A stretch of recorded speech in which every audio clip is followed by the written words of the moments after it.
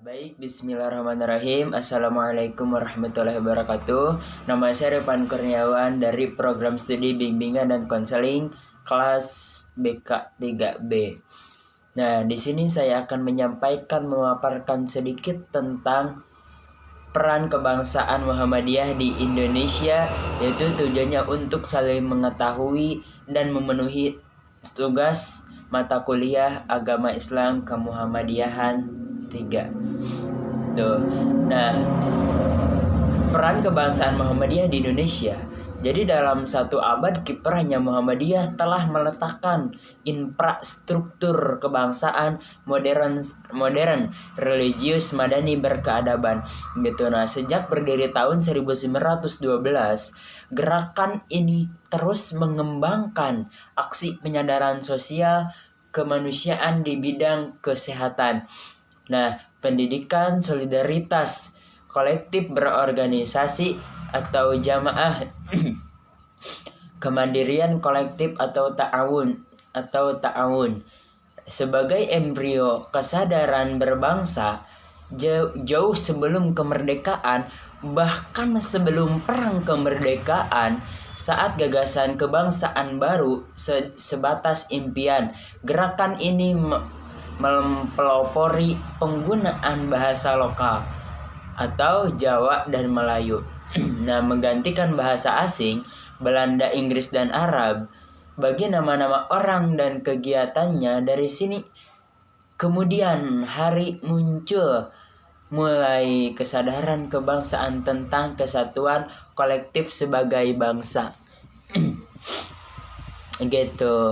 Nah, di masa lalu, program demikian itu pengajian di ruang publik biasanya disebut dengan program atau sebagai guru keliling. Nah, dari sini warga masyarakat negeri ini memiliki pengetahuan tentang Islam jauh lebih masif dan berkualitas dibandingkan dengan publik umat di negeri-negeri muslim lain yang masih mengandalkan dakwah konvensional di masjid dan lembaga formal simbolik.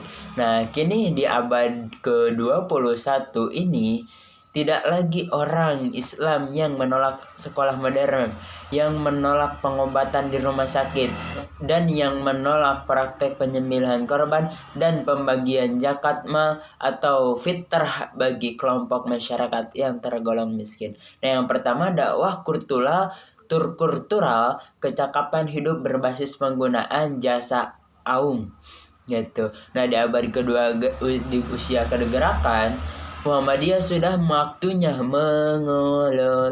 mengelola penggunaan jasa amal Muhammadiyah atau aum ya, amal usaha Muhammadiyah. Nah, baik bidang pendidikan, kesehatan ataupun yang lainnya, kegiatan Muhammadiyah tidak cukup hanya melibatkan pengikutnya, tetapi perlu mengelola komunitas pengguna jasa amal usaha atau aum. Nah, jasa jumlahnya biasanya itu bisa mencapai 120 jutaan jiwa.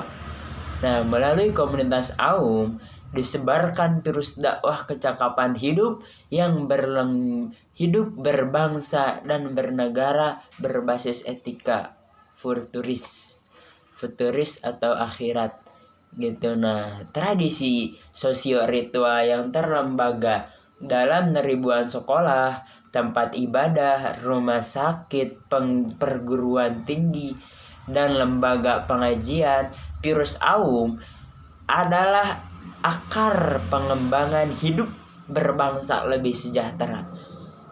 Nah, ta'awun atau gotong royong berbasis etika futuris atau akhirat yang lebih memihak wong cilik sesuai paradigma Olas Asih, pendiri gerakan ini, Kiai Haji Ahmad Dahlan, sebagaimana kesaksian Dr. Sutomo atas saat meresmikan rumah sakit Poliklinik VKU Surabaya tahun 1924.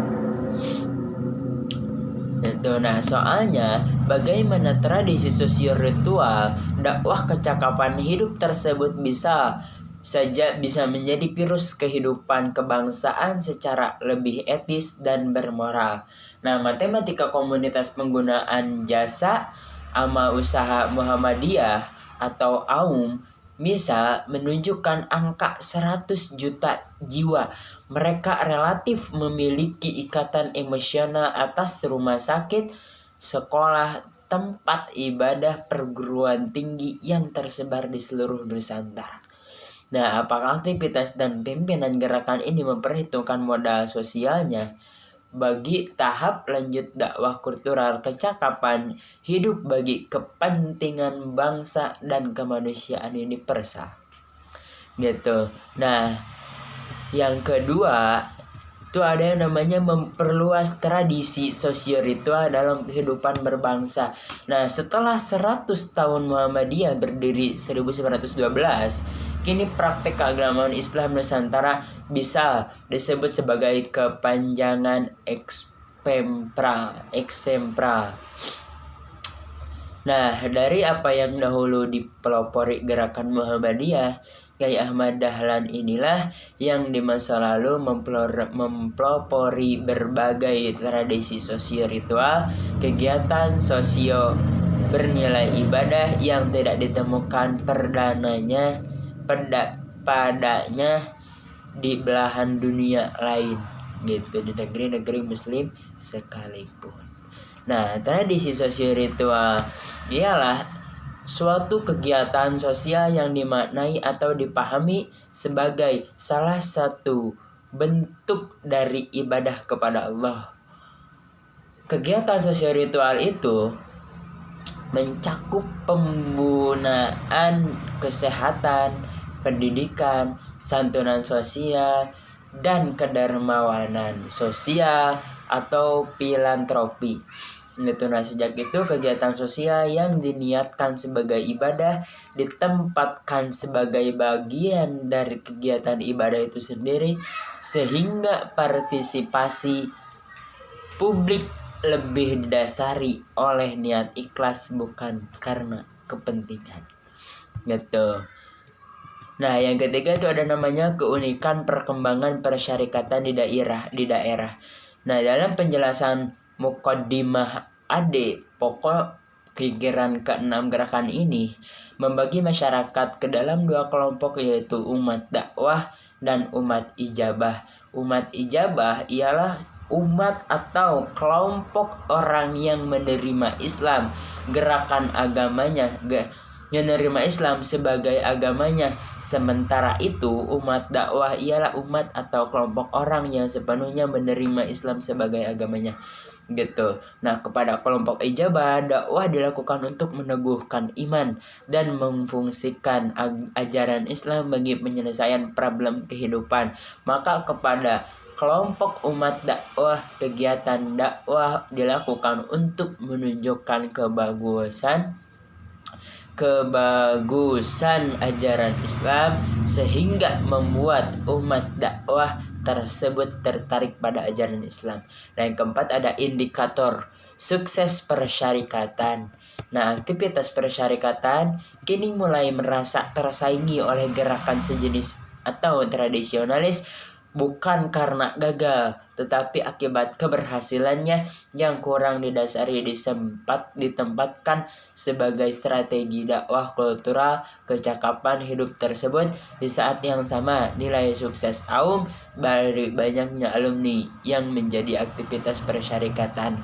Gitu. Nah, yang kelima ada yang namanya belajar dari sukses ranting dan cabang. Banyak kisah sukses di daerah atau cabang tentang bagaimana Muhammadiyah diterima oleh publik umat dan berkembang. Hal ini menunjukkan kearifan lokal, peran tokoh lokal, dan kemampuan gerakan ini menyelesaikan problem yang dihadapi oleh umat lokal. Sekedar contoh berikut ini dikisahkan apa yang dilakukan penggerak dakwah Muhammadiyah di Tinalan, pinggiran Kota Gede, di Cileungsi, Bekasi, dan Sendang Ayu Padang Ratu, Lampung Tengah. Nah, mungkin ini saja yang bisa saya sampaikan. Terima kasih atas segala perhatiannya. Semoga bermanfaat untuk semuanya. Kurang lebihnya sekali lagi mohon maaf. Terima kasih. Wassalamualaikum warahmatullahi wabarakatuh.